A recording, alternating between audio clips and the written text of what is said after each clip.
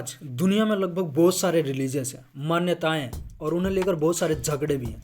और फैनेटिज्म यानी कि कट्टरता भी है। तो क्या कोई धर्म और उनकी किताबें और उनमें लिखे हुए वर्ड्स लोगों में फैनेटिसिज्म को जन्म देते हैं या इंसानों के बीच में झगड़े पैदा करते हैं? तो आइए थोड़ी सी कल्पना, वर्ल्ड हिस्ट्री और धर्म की किताबों से इसे समझने की कोशिश करते हैं। दुनिया की शुरुआत के बाद जब होमो सैपियंस यहाँ मौजूद होते हैं तो वो शिकार करते हैं, गुफाओं में रहते हैं और पत्थर और लकड़ियों का इस्तेमाल करके इवन बहुत सी चीज़ों पर अपना कंट्रोल रखते हैं और अपनी ताकत और ब्रेन का इस्तेमाल करके वो ग्रुप में एक साथ रहने और शिकार करने के लिए स्ट्रैटेजी बनाते हैं। लेकिन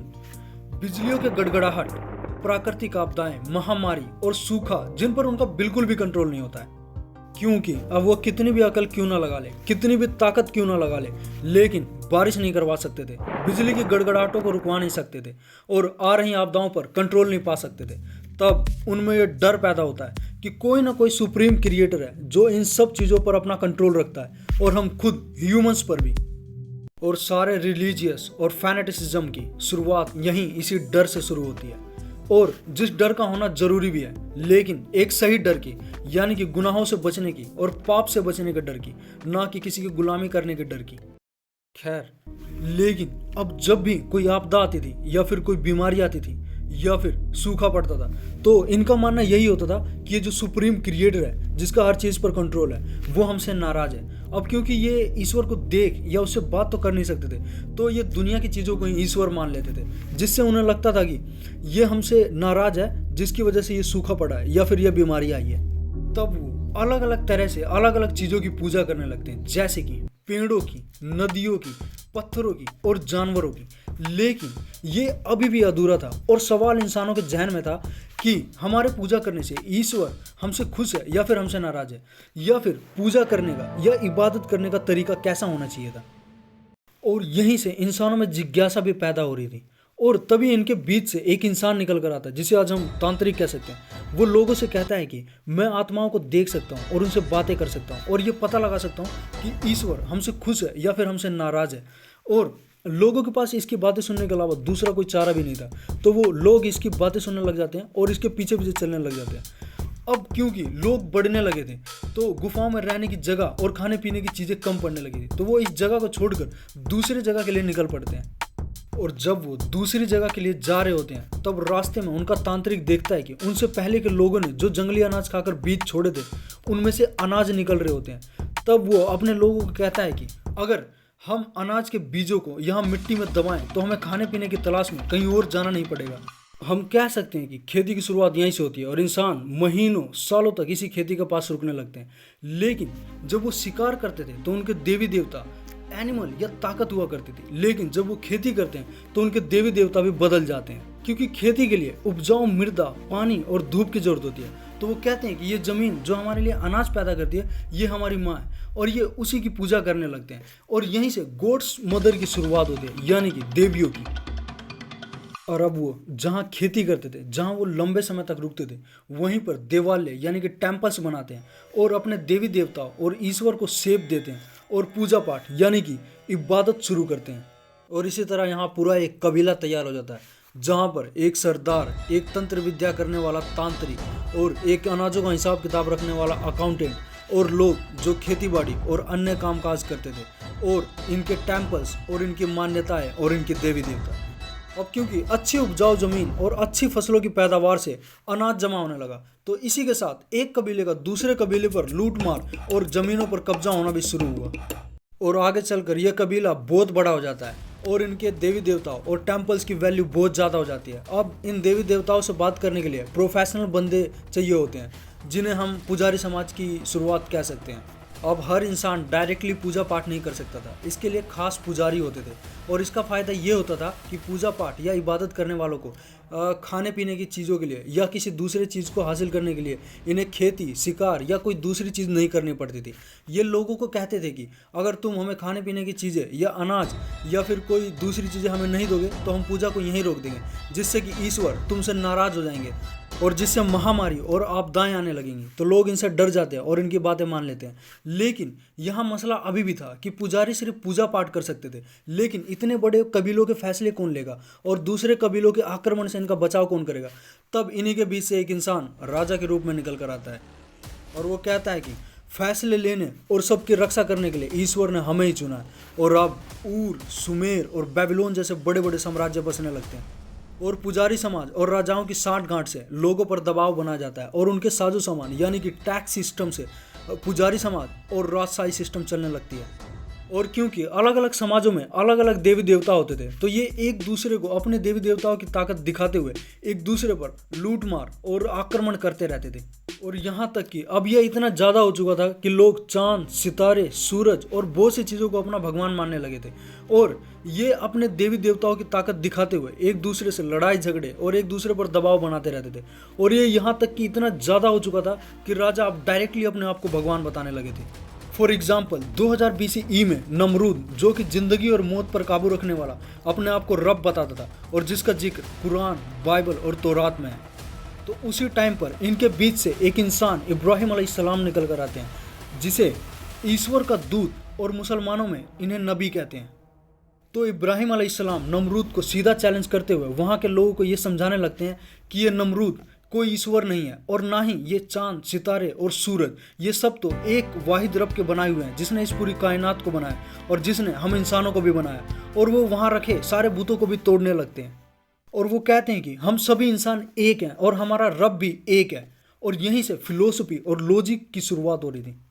तो उनकी बात मानकर एक रब पर ईमान लाने वाले ये यहूदी थे जिन्हें ज्यूस भी कहते हैं। लेकिन इब्राहिम अलैहिस्सलाम की वफात के बाद यानी मृत्यु के बाद ये यहूदी मिस्र में आबाद हुए जहाँ के किंग फिरौन कहलाते थे।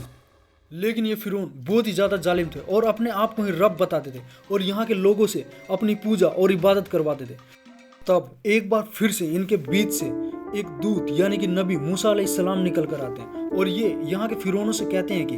ये कायनात और हम इंसानों को बनाने वाला वाहिद रब सिर्फ एक है। लेकिन जब इतने तकब्बुर रखने वाले राजा को कोई चैलेंज करता है तो ऑफ कोर्स वो यहूदियों को लेकर एक आज़ाद मुल्क की तरफ भागने लगते हैं और फिरौन और उसकी सेना उनके पीछे होती है। तो रास्ते में समुद्र आता है जिसे मूसा अलैहिस्सलाम और यहूदी तो पार कर जाते हैं, लेकिन फिरौन और उसकी सेना उसी में डूबकर मर जाती है। और इसके बाद से फिरौन की पूरी बादशाहियत खत्म हो जाती है और इसके बाद मिस्र में आज तक ऐसे फिरौन नहीं आए जो डायरेक्टली अपने आप को ईश्वर या रब बताते हैं। लेकिन मूसा अलैहिस्सलाम की वफात यानी उनकी मृत्यु के बाद ये यहूदी जिनके उलेमा धर्मों का इल्म रखते थे वो सूद ब्याज, इंटरटेनमेंट जैसी चीज़ों को बढ़ावा देकर और दुनिया की चीज़ों को हासिल करने के लालच में ये लोगों को फिर से गुमराह कर रहे थे और ये उनसे मुनाफा कमाते थे और ये बहुत ही ज़्यादा हो चुका था।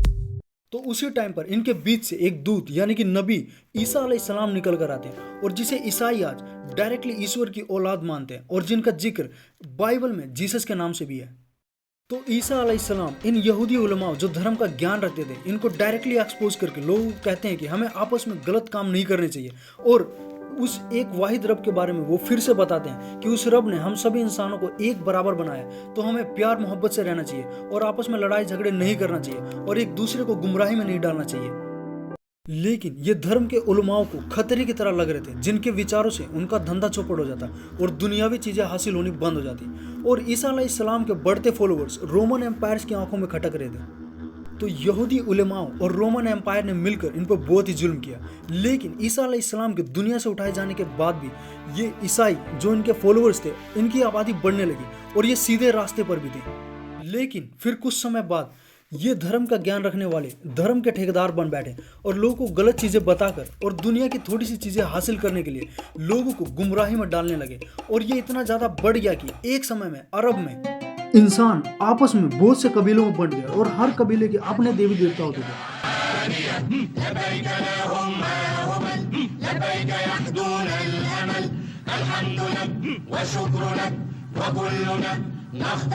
لبيك اللهم هبل لبيك نحدون الأمل لبيك اللهم هبل لبيك نحدون الأمل الحمد لك والشكر لك وكلنا نخضع لك لبيك اللهم هبل لبيك نحدون الأمل لبيك اللهم هبل। और ये अपने देवी देवताओं की ताकत दिखाते हुए एक दूसरे से लड़ते रहते थे और एक दूसरे का खून बहाते रहते थे। और अरब में जाहिलियत इतनी ज़्यादा बढ़ चुकी थी कि अपनी बेटियों को जिंदा दफना देते थे। तो वो सुप्रीम क्रिएटर जो कि हर चीज़ पर कंट्रोल रखने वाला है, इन पर रहम दिखाते हुए इन्हीं के बीच से एक नबी बनाता है, मोहम्मद सल्लल्लाहु अलैहि वसल्लम। लेकिन इस बार कुरान में साफ साफ लिखा हुआ था कि ये इंसानों के बीच आखिरी नबी हैं, जिसके बाद या तो इंसान सीधे रास्ते पर होंगे जिसमें कि उनकी ही भलाई है, अदरवाइज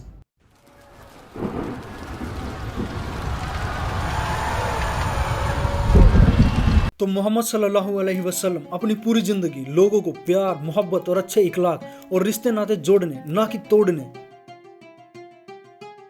और भाईचारा बनाने के लिए कहते रहे। और एक बार फिर से उन्होंने एक रब के बारे में बताया कि हम इंसानों का रब एक ही है और हम सभी इंसान एक ही रब के बंदे हैं। तब ये अरब के लोग जो जाहिलियत में बहुत से कबीलों में बटे हुए थे और जो बहुत सारे बुतों की पूजा करते थे और जो आपस में लड़ते रहते थे, ये सभी एक हो गए और ये मुसलमान कहलाए जो एक रब अल्लाह की इबादत करते थे।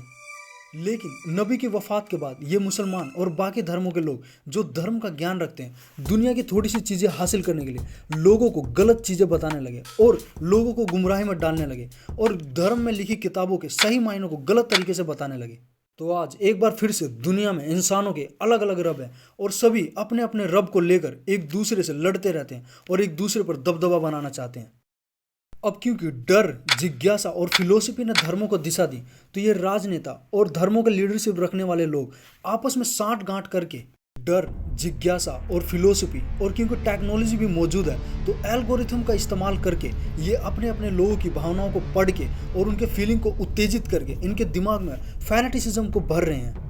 क्योंकि आज लोगों को अच्छी किताबें पढ़ना और सामने वाले की बात ध्यान से सुनकर अपने लॉजिक के साथ सोचना और उनसे सवाल पूछना बोरिंग और बेकार लगने लगा है। क्योंकि ये देखिए, ये हिंदू हैं और ये मुसलमान और ये एथिस्ट, इन सब ने एक दूसरे के साथ अच्छा व्यवहार किया और इन सब ने एक दूसरे के विचारों का विरोध किया और एक दूसरे के साथ सवाल किया और बड़े ही आराम से एक दूसरे का जवाब दिया और एक साथ बैठकर खाना भी खाया। और अब इन्हें देखिए, इन्हें सोशल मीडिया के जरिए गलत पाठ पढ़ाया जा रहा है ताकि कुछ लोगों को सत्ता, पावर और दुनियावी चीजें हासिल होती रहें। सब्सक्राइब।